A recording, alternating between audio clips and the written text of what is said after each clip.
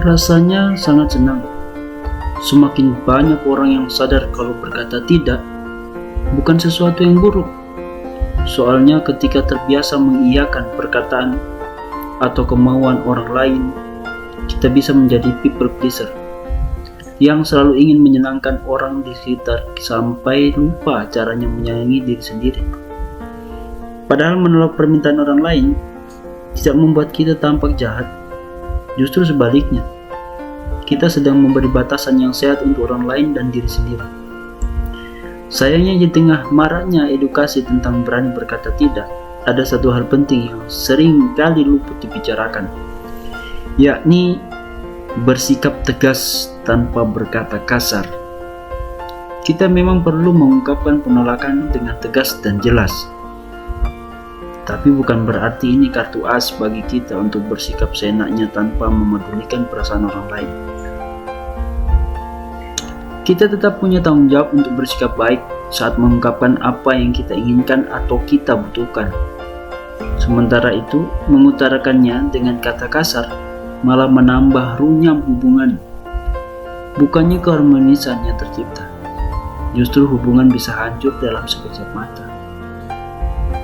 Jadi, mulai belajar bersikap tegas dengan tetap menjaga perasaan orang lain. Ini memang bukan kemampuan yang pasti. Bukan kemampuan yang pasti kita miliki sejak lahir. Kita perlu membiasakannya secara konsisten dalam kehidupan sehari-hari. Ada beberapa cara. Kesatu, asah kemampuan bersikap asertif tapi tetap penuh empati. Jangan mementingkan diri sendiri tanpa mau memahami orang lain. Pernahkah kamu mendengar sikap asertif? Dalam dunia psikologi, bersikap tegas juga disebut sikap asertif, yang ngomongin tentang cara mengutarakan sesuatu secara langsung, jujur, dan tepat. Dengan kata lain, kamu sedang memprioritaskan hak dan kebutuhanmu dengan tetap menghormati hak orang lain juga. Sikap asertif berbeda dengan sikap agresif, yang cenderung intimidatif karena melanggar harga diri sendiri dan hak orang lain. Ada unsur empati dalam sikap asertif itu. Dengan mengedepankan empati, menukil Psikologi Today, ada dua hal sederhana yang terjadi. Pertama, kamu berusaha mengakui sudut pandang orang lain dengan menyampaikan beberapa penghargaan atas situasi, perasaan, keinginan, atau keyakinannya meski pada dasarnya kamu tidak suka dengan itu, atau kamu tidak setuju dengannya. Kedua, kamu juga menyatakan situasi, keinginan, perasaan, atau keyakinan diri sendiri. Ada contoh kalimat yang bisa kamu pakai yang menunjukkan itu sikap asertif. Seperti ini. Aku tahu itu penting bagimu, tapi aku tidak ingin melakukan itu. Aku pikir ini bukan waktu yang tepat untuk kita berbicara. Jadi, aku ingin mengatur waktu ketika kita sama-sama siap untuk bertemu.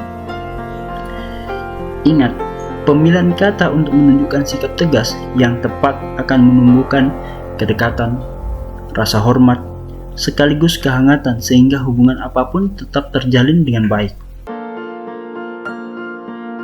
Kedua, gunakan metode ABCD untuk menunjukkan sikap tegas tapi tidak menyakiti. Ketika kalian bingung memulai dari mana untuk mengungkapkan sikap tegas, coba terapkan langkah ini. Ada metode ABCD yang bisa kamu aplikasikan juga. Metode ini membantumu untuk bertutur secara runtut dan tidak berbelit-belit, sehingga apa yang hendak kamu sampaikan diterima dengan tepat oleh orang lain. Tekankan pentingnya hubunganmu dengan dia. Cara ini dapat mengurangi sikap defensif dan memberikan penekanan bahwa kamu menghargai orang lain dalam hidupmu selama ini. Mulai dengan menggambarkan efek, yakni pengaruh sesuatu pada perasaan, kemudian utarakan behavior atau perilaku yang mengganggumu. Ungkapkan pandanganmu tentang konsekuensi dari tindakan tersebut.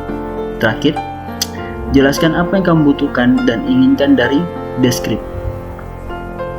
Cara pendekatan ini juga mendorong kamu dan orang lain tetap fokus pada akar masalah dan solusinya.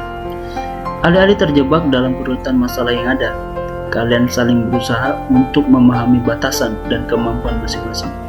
Tidak ada lagi pihak yang cuma ingin menang sendiri.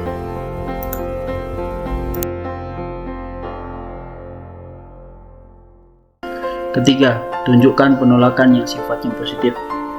Hati-hati dengan kata tidak yang bernada negatif, karena kalau tidak tepat digunakan, maka dia akan jadi negatif juga. Tidak apa-apa bila kamu tidak bisa memenuhi ekspektasi orang lain. Tidak masalah juga kalau kamu menolak permintaan orang lain. Sesederhana menolak ajakan main, kan? Misal memang tidak bisa memenuhi keinginan orang lain, kamu berhak memprioritaskan diri sendiri.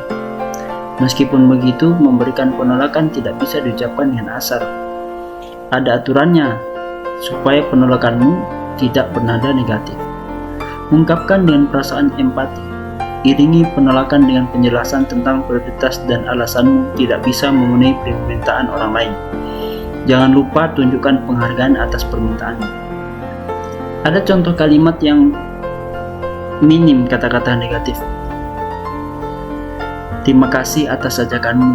Sayangnya, saya tidak bisa ikut karena harus mengerjakan tugas kuliah. Kita bisa atur waktu lagi untuk bertemu.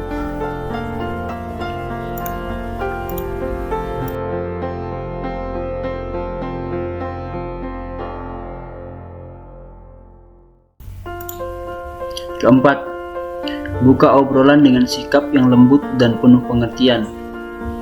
Jangan egois. Saat ingin mengatakan batasan diri, terkadang orang malah terbawa emosi. Akhirnya, obrolan yang dibangun pun menjadi kaku dan penuh ketegangan. Untuk menghindari suasana ini, kamu perlu belajar membuka perbincangan yang lembut. Pertama, pastikan dulu lawan bicaramu siap untuk diajak berbincang. Pada tahap ini, kamu harus sadar dengan kemampuan dirimu sekaligus peka dengan batasan kemampuan orang lain, sehingga kamu tahu kapan waktu yang tepat untuk memulai dan menghentikan obrolan. Hindari juga sikap saling menyalahkan. Ingatlah tujuan awal kalian duduk berdua. Bukankah kalian ingin saling memahami keinginan dan kebutuhan satu sama lain? Termasuk keinginan untuk menolak. Jangan ragu untuk berlatih jika kamu memang merasa kurang percaya diri, karena memang tidak ada orang yang langsung mahir berkomunikasi.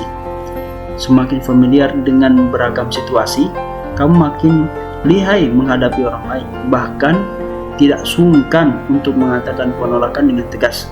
Kamu juga tahu mana kata-kata yang sebaiknya diucapkan dan tidak diucapkan untuk menjaga komunikasi tetap berjalan efektif tanpa menggunakan kata-kata kasar.